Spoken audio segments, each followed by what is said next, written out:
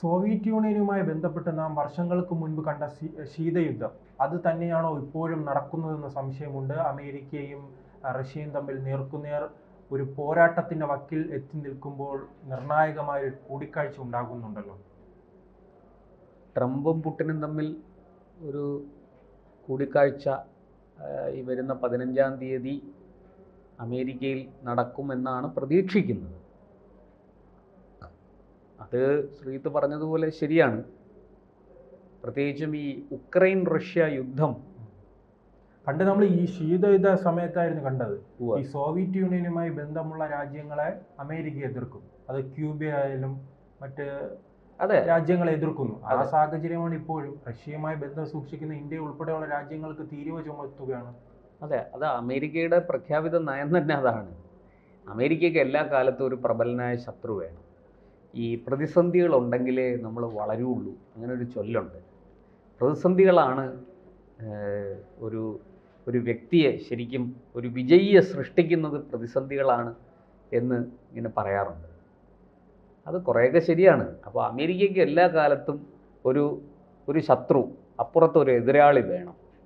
അത് USSR ആയിരുന്നു ഒരു കാലത്ത് അമേരിക്കയുടെ ഏറ്റവും ശക്തനായ എതിരാളി. ഇന്നിപ്പോൾ ശീതയുദ്ധമൊക്കെ കഴിഞ്ഞ് USSR പൊട്ടിപ്പൊളിഞ്ഞ് പല തുണ്ടുകളായിട്ട് അവസാനം റഷ്യ മാത്രമാണ് അതിൽ അവസാനിച്ചത്. റഷ്യ മാത്രമാണ് അവശേഷിച്ചത്. അപ്പം അങ്ങനെയുള്ള പിന്നെ ആ റഷ്യയുമായിട്ട് അമേരിക്ക വലിയ കുഴപ്പമില്ലാതെയൊക്കെ പോയി, തട്ടിമുട്ടിയൊക്കെ പോയി. ഇപ്പോൾ ഈ റഷ്യ വളർച്ചയുടെ പാതയിലാണ്. റഷ്യ വളർച്ചയുടെ പാതയിലാണ്. ഈ USSRന്റെ തകർച്ചയ്ക്ക് ശേഷമാണല്ലോ നമ്മുടെ ഈ ഗാട്ട് കരാറൊക്കെ വരുന്നത്. അപ്പോൾ ലോക വിപണി എല്ലാ രാജ്യങ്ങളും തുറന്നിട്ടു. ഉൽപ്പന്നങ്ങൾ വരാനും പോകാനുമുള്ള, കൊണ്ടുവരാനും കൊടുത്തുവിടാനുമുള്ള സൗകര്യങ്ങളൊക്കെ വർദ്ധിപ്പിച്ചു. ഈ അവസരം ചൈന നന്നായിട്ട് മുതലെടുത്തു. ചൈന വളരെ ഭംഗിയായിട്ട് ഈ ലോക വിപണി പിടിച്ചെടുക്കാൻ വേണ്ടിയിട്ട് നിരവധി അവരുടെ ഉൽപ്പന്നങ്ങൾ ലോക മാർക്കറ്റിൽ വിറ്റഴിക്കാനായിട്ട് അവർ വലിയ പദ്ധതികൾ ആസൂത്രണം ചെയ്തു. അതിലവർ വിജയിക്കുകയും ചെയ്തു. അങ്ങനെ വിജയിച്ച ചൈന പക്ഷേ അമേരിക്കയോടൊരു ഈ പറഞ്ഞതുപോലൊരു ശീത സമരത്തിന് പോയില്ല.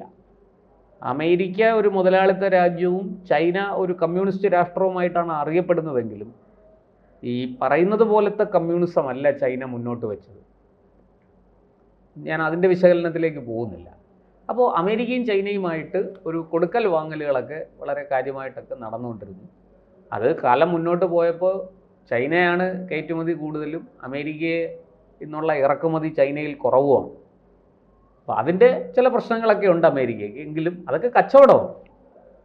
ഈ പറയുന്നത് പോലെ പഴയ ഒരു ശത്രു, ഒരു സ്ഥിരം ശത്രുവായിട്ട് എതിർപക്ഷത്തൊരാളെ നിർത്താൻ അമേരിക്കയ്ക്ക് സാധിച്ചില്ല.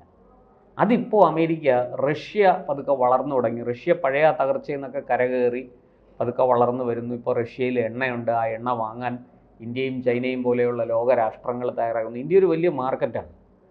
അപ്പോൾ റഷ്യയിൽ നിന്ന് എണ്ണ വാങ്ങുക എന്ന് പറഞ്ഞാൽ ഇന്ത്യക്ക് ആവശ്യമുള്ള എണ്ണയുടെ 30% മാത്രമാണ് റഷ്യയിൽ നിന്ന് വാങ്ങുന്നത്. 33% മാത്രമാണ് വാങ്ങുന്നത്. അപ്പോൾ അത് അമേരിക്കയെ സംബന്ധിച്ചിടത്തോളം അതെങ്ങനെയെങ്കിലും അട്ടിമറിച്ച് ഇന്ത്യയെ തങ്ങളുടെ പരിധിക്ക് കൊണ്ടുവരണം, റഷ്യയെ ഒരു പാഠം പഠിപ്പിക്കുകയും വേണം. ഇതൊക്കെയാണ് ട്രംപ് ഉദ്ദേശിച്ചത്. പക്ഷേ ഇതൊന്നും നടക്കുന്നില്ല. ഇതൊന്നും ഒരു വിധത്തിലും നടക്കുന്നില്ല എന്നുള്ളതാണ് സത്യം. ട്രംപ് പല വഴിയും ശ്രമിച്ചു നോക്കി, രക്ഷയില്ല. പഴയതുപോലെ അങ്ങനെ മൻമോഹൻ സിംഗിൻ്റെയൊക്കെ കാലത്ത് അല്ലെങ്കിൽ നരസിംഹറാവുവിൻ്റെ കാലത്ത് വിരളുന്ന ഇന്ത്യ അല്ല ഇന്നുള്ളത്. ഇന്ന് ഇന്ത്യ വെറും ഒരു സമ്പദ് ശക്തി മാത്രമല്ല, സൈനിക ശക്തിയിലും അടിസ്ഥാന സൗകര്യ വികസനത്തിലും ഒക്കെ ഇന്ത്യ വളരെ മുന്നിലാണ്. അതുകൊണ്ട് അമേരിക്കയുടെ പഴയ പിത്തലാട്ടമൊന്നും അങ്ങനെ ഇന്ത്യയുടെ അടുത്ത് നടക്കില്ല. പണ്ട് പാകിസ്ഥാനെ ഉപയോഗിച്ച് ഇന്ത്യക്കെതിരെ ചില വെടികളൊക്കെ പൊട്ടിക്കാമായിരുന്നു. ഇന്ന് അങ്ങനെ തിരിച്ച് അവിടെ തൃശ്ശൂർ പൂരം നടത്തും. അതാണ് അവസ്ഥ.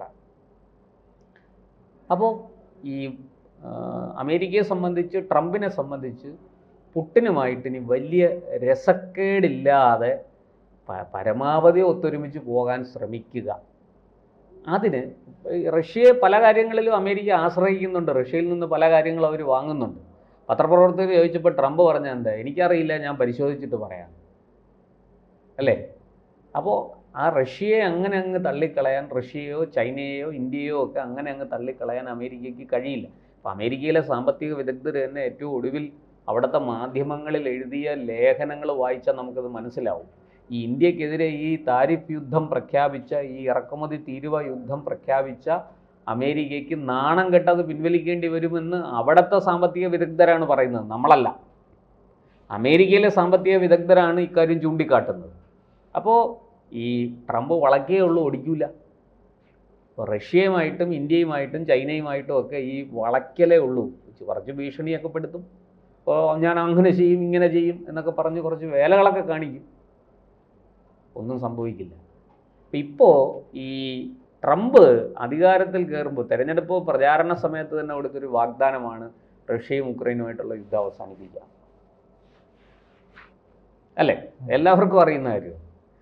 മാത്രമല്ല ട്രംപിനൊരു ഒരു ഒരു തീരാമോഹം കിടപ്പുണ്ട് ഉള്ളിൽ. അത് എങ്ങനെയെങ്കിലും ആ നോബൽ സമ്മാനം, സമാധാനത്തിനുള്ള നോബൽ സമ്മാനം ഒന്ന് വാങ്ങിക്കണം എന്നുള്ളതാണ് ട്രംപിൻ്റെ ഏറ്റവും വലിയ ആഗ്രഹം. പിന്നെ അമേരിക്കയാണെങ്കിലോ കടുത്ത സാമ്പത്തിക പ്രതിസന്ധിയിലേക്ക് പോയിക്കൊണ്ടിരിക്കുകയാണ്. വലിയ പ്രശ്നങ്ങളുണ്ട് അമേരിക്കയിൽ. അപ്പോൾ ഇതിനെല്ലാം മറികടക്കാൻ ട്രംപ് ഇങ്ങനെ പല ഗിമ്മിക്കുകളും കാണിക്കും. അതിലൊന്നാണ് ഇപ്പോൾ നടക്കാൻ പോകുന്ന ഈ റഷ്യയുമായിട്ടുള്ള ചർച്ച. പുടിനും ട്രംപുമായിട്ട് ചർച്ച നടത്താൻ പോവുകയാണ്. അത് 15-നാണ്. ഈ 15-ന് US-ലെ അലാസ്കയിലാണ് കൂടിക്കാഴ്ച നടത്താൻ തീരുമാനിച്ചിരിക്കുന്നത്. പക്ഷെ അവിടെ ഒരു കുഴപ്പമുണ്ട്. ഈ പുടിനുമായിട്ട് കൂടിക്കാഴ്ച നടക്കുമ്പോൾ എന്തായാലും ഉക്രൈൻ യുദ്ധം കയറി വരും. അവിടെ അമേരിക്ക എന്ത് നിലപാടെടുക്കും? അമേരിക്കയാണ് ഉക്രൈനെ തള്ളി യുദ്ധത്തിലേക്ക് വിട്ടത്. ഈ സഹായങ്ങൾ മുഴുവനും ചെയ്തത് അമേരിക്കയാണ്. എന്നിട്ട് അവൻ്റെ ധാതു സമ്പത്ത് മുഴുവനും കൊള്ളയടിക്കാൻ കരാറ് ഉറപ്പിച്ചു, അല്ലേ? ഇനി ഈ റഷ്യയോട് എന്ത് പറഞ്ഞ്? റഷ്യയാണെങ്കിൽ ഇപ്പോൾ ഇന്ന് കിട്ടിയ വാർത്ത അനുസരിച്ചാണെങ്കിൽ അവിടെ റഷ്യയുടെ ഡ്രോൺ ചെന്ന് ആക്രമിച്ചിട്ട് 2 പേര് കൊല്ലപ്പെട്ടിട്ടുണ്ട് ഉക്രൈനിൽ. ആ ഉക്രൈൻ അതിർത്തിയിൽ മറ്റൊരു സ്ഥലത്ത് കാറിൽ ഡ്രോൺ പതിച്ച് 2 പേര് അല്ലാതെ കൊല്ലപ്പെട്ടിട്ടുണ്ട്. ഇങ്ങനെ ഈ ഒരു വശത്ത് ഉക്രൈനെ ഇങ്ങനെ ആക്രമിച്ചു ഉപദ്രവിച്ചുകൊണ്ടിരിക്കുന്ന റഷ്യ, മറുവശത്ത് അമേരിക്കയുടെ സമ്മർദ്ദം, ഇതെല്ലാം കൂടെ ചേർന്ന് വരികയാണ്. അപ്പോഴാണ് ആ പശ്ചാത്തലത്തിലാണ് ഈ ചർച്ച നടക്കുന്നത്. ആര്? ട്രംപും പുടിനും തമ്മിലുള്ള. ഈ പുടിൻ ട്രംപ് പറയുന്ന എന്തെങ്കിലും ഒരു കാര്യത്തിന് വിട്ടുവീഴ്ച ചെയ്യുമെന്ന് തോന്നുന്നുണ്ടോ? പുടിനെ സംബന്ധിച്ച് വിട്ടുവീഴ്ച ചെയ്യേണ്ട ഒരു കാര്യവുമില്ല. അവർക്ക് ഉക്രൈൻ റഷ്യയുടെ പിടിച്ചെടുത്ത ഭൂപ്രദേശങ്ങളുണ്ട്, അത് തിരിച്ചു കൊടുക്കണം. പിന്നെ റഷ്യയോട് കോർക്കാൻ പോകരുത്. ഈ സെലൻസ്കി എന്ന് പറയുന്ന കൊട്ടാരം വിദൂഷകൻ, അങ്ങനെയാണ് പറയേണ്ടത്, ആ ഹാസ്യ നടൻ ഈ ഉക്രൈനെ കൊണ്ട് വലിയ, അതെ, ഉക്രൈനിലെ രാഹുൽ ഗാന്ധി ഉക്രൈനെ കൊണ്ട് വലിയ പ്രതിസന്ധിയിലാക്കിയിട്ടാണ് നിൽക്കുന്നത്. ഈ പുടിനുമായിട്ട് തൊട്ടയൽവക്കത്ത് കിടക്കുന്നവരുമായിട്ടൊരു ശത്രുതയിലല്ലല്ലോ നമ്മൾ പോകേണ്ടത്. ഒരു വിളി കേട്ടാൽ ഓടി വരേണ്ടത് അവരാണല്ലോ. അപ്പോൾ ആ ഒരു നയം സ്വീകരിക്കാതെ പുടിനുമായിട്ട് കൊമ്പ് കോർക്കാൻ പോയി. പുടിനാണെങ്കിൽ പഴയ പട്ടാളക്കാരനാണ്. ഒന്ന് പറഞ്ഞ 2 അയാൾ തോക്കെടുത്ത് വെടിവെക്കുന്ന സ്വഭാവക്കാരനാണ്. ആ പുടിൻ്റെ അടുത്ത് ചൊറിയാൻ ചെന്നാൽ എന്തായിരിക്കും ഫലം? ഈ അമേരിക്കയും യൂറോപ്യൻ യൂണിയനും നാറ്റോ രാഷ്ട്രങ്ങളും ഒക്കെ കൂടെ ഉണ്ട് എന്ന് വിചാരിച്ച് ചാടിയിറങ്ങിയ ഉക്രൈനല്ലേ മണ്ടത്തരം കാണിച്ചത്? അപ്പം ഇങ്ങനെ ഇതൊരു ആവിയിൽ പരുവത്തി കുഴഞ്ഞു മറിഞ്ഞു കിടക്കുകയാണ്. ഇത് എന്താണ് ഇത് അവസാനം സംഭവിക്കുക എന്ന് നമുക്ക് പറയാൻ പറ്റില്ല. എന്തായാലും പുടിനും ട്രംപും തമ്മിലുള്ള കൂടിക്കാഴ്ച ഒരു സംഭവമായിരിക്കും, അത് തീർച്ചയാണ്. അവിടെ ഇതെല്ലാം വിഷയങ്ങളൊക്കെ വരും. പുടിൻ വിട്ടുവീഴ്ചയ്ക്ക് തയ്യാറാകില്ല. ട്രംപ് എന്ത് നിലപാടെടുക്കുന്നു, എങ്ങനെ പുടിനെ തൻ്റെ വഴിക്ക് കൊണ്ടുവരുന്നു, അതിനെന്തൊക്കെ തന്ത്രങ്ങൾ പ്രയോഗിക്കും, ഇതൊക്കെയാണ് ഇപ്പം ലോകം ഉറ്റുനോക്കുന്നത്. അതുകൊണ്ട് ട്രംപ് പുടിൻ കൂടിക്കാഴ്ച ഒരു വലിയ ഈ ചരിത്രത്തിലെ ഒരു വലിയ സംഭവമായി മാറും ഇപ്പോഴത്തെ സാഹചര്യത്തിൽ എന്നാണ് എനിക്ക് തോന്നുന്നത്. എന്തായാലും വലിയ കുഴപ്പങ്ങളിലേക്കൊന്നും പോകാതെ ലോകം ശാന്തമായിട്ട് മുന്നോട്ട് പോകട്ടെ. പറഞ്ഞ റഷ്യ ഉക്രൈൻ യുദ്ധം എങ്ങനെയെങ്കിലും അവസാനിച്ചാൽ അതുകൊണ്ട് റഷ്യയ്ക്കും നല്ലതാണ്, പൊതുവേ ഏഷ്യൻ രാജ്യങ്ങൾക്കെല്ലാം അതുകൊണ്ട് ഗുണമാണ്. ഈ അമേരിക്കയുടെ ഞാൻ പിടിച്ച മുയലിന് 3 കൊമ്പെന്നുള്ള ആ നയം ഒന്ന് തിരുത്തി ട്രംപ് സമാധാനത്തിൻ്റെ മാർഗത്തിലേക്ക് വന്ന് പുടിനെ കാര്യങ്ങളൊക്കെ പറഞ്ഞ് മനസ്സിലാക്കി സെലൻസ്കിയുമായിട്ടൊരു നല്ല ബന്ധം ഉണ്ടാക്കാൻ ശ്രമിച്ചാൽ അത് വളരെ നല്ല കാര്യം.